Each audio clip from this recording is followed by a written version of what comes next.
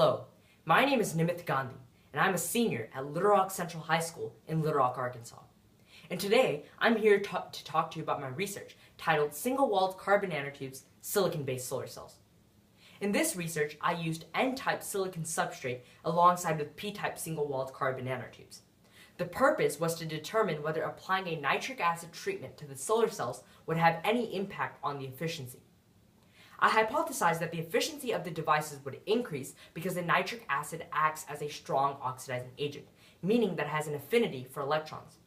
Any free electrons in the P-type single-walled carbon nanotubes could be removed by the nitric acid, thus reducing the amount of current loss to the environment because of less recombination of electrons and holes. But what are single-walled carbon nanotubes, and why are they beneficial in solar cells? Well, single-walled carbon nanotubes are single sheets of carbon atoms rolled into cylindrical tubes. These single sheets of carbon atoms are also called graphene. Graphene is considered to be the world's thinnest, lightest, and strongest material ever discovered. Single-walled carbon nanotubes possess many extraordinary properties for solar cell research. The first being that it can absorb up to 2.3% of all white light that is shined upon it. Next is its ability to absorb a large part of the solar spectrum. Single-walled carbon nanotubes can absorb anywhere from the infrared, visible, to ultraviolet regions of the electromagnetic spectrum. Silicon, on the other hand, which is the main material used in semiconducting properties such as solar cells today, can only absorb light in the visible region of the electromagnetic spectrum. Single-walled carbon nanotubes also have a much smaller band gap than silicon.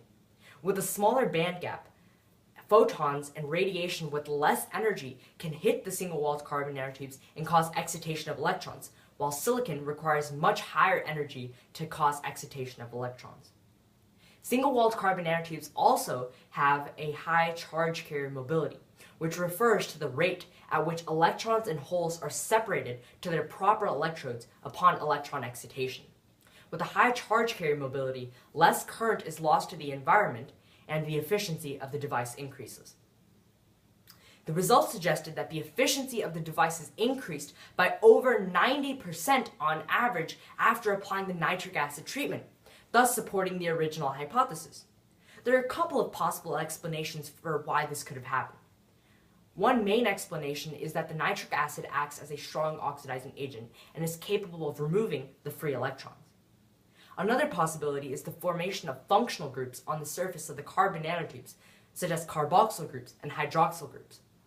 This allows for better dispersion of the carbon nanotubes during processes such as centrifugation and sonication, allowing for a better mixture of transparency and conductivity. Last but not least, there could have been a decrease in series resistance and an increase in shunt resistance. With the low series resistance, the amount of resistance that the circuit puts up through the normal path that the current takes is low, allowing for the efficiency to increase. Shunt resistance refers to the amount of resistance that the current faces from the device in regards to the alternate paths that lead to dead ends or loss of current to the environment.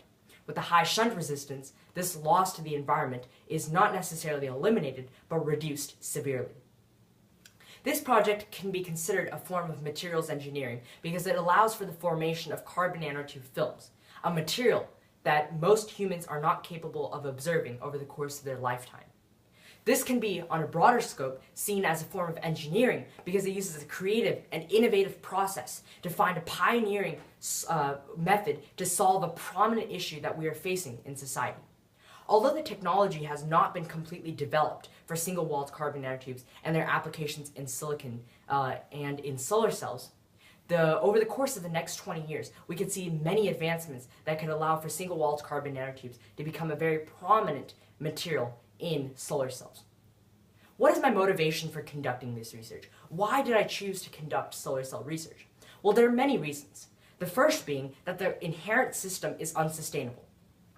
According to the United States Energy Information Administration, of all energy that is consumed in the United States, only 8% of it is created from some renewable source, such as solar energy, wind turbines, or hydraulics. Even more staggering than that is that only 0.5% of all energy that is consumed within the United States came originally in the form of solar energy. Currently, our dependence is on fossil fuels. Since 2012, our dependence on fossil fuels has drastically increased from 61% in 2012 to 67% in 2014. Our dependence on fossil fuels is unsustainable because fossil fuels have many negative implications. The first being that it causes irreversible damage to the environment and biodiversity. An example of this is the BP oil spill, which killed hundreds of thousands of animals in the Gulf of Mexico and cost $10 billion for cleanup processes by BP, the government, and local businesses that were involved in tourism or gambling. Another reason why fossil fuels are unsustainable is because of the depletion. With fossil fuels becoming depleted, countries are holding on to their reserves, which could eventually lead to oil wars and strain international relations. An example of this was the Gulf War that occurred between the United States of America and Iraq, thus straining the relations between these two countries. Last but not least, we do not have a feasible backup plan, meaning that in the long run, we may face economic decline or in the global economy. Another motivating stimulus was whenever I learned about the lack of electricity. According to Rosalind Joy at Macquarie University in Australia, their access to electricity is not considered a basic human right, but there is a statistical significant correlation between access to electricity and the standard of living. According to Tyler Miller and Scott Spoolman, there are approximately 2 billion people across the world who lack access to a steady supply of electricity. Some of these families are stuck in a perpetual cycle where financial hardships prohibit them from reaping the benefits of electricity, and the lack of electricity impedes them from overcoming their financial situations. Fortunately, there's companies such as Kingo operating in countries such as Guatemala and Cambodia. Kingo provides families with solar cells to provide them with electricity for days, weeks, months, or years, depending on the plan that the family chooses to pay for. Although they have provided over 200,000 people in Guatemala with access to electricity with their solar cells, there are many problems. The main issue is that the solar cells that they are using are expensive and inefficient. For example, many of the solar cells require regular maintenance and upkeep that is costly and causes many families to lose electricity for multiple days at a time. This, alongside with the unsustainability of the inherent system, are two of the most important stimuli. But the main stimulus is that I see my research as a form of community service. Every day, I am told to engage in what I'm most passionate about, and for me, that translates into helping the people around me.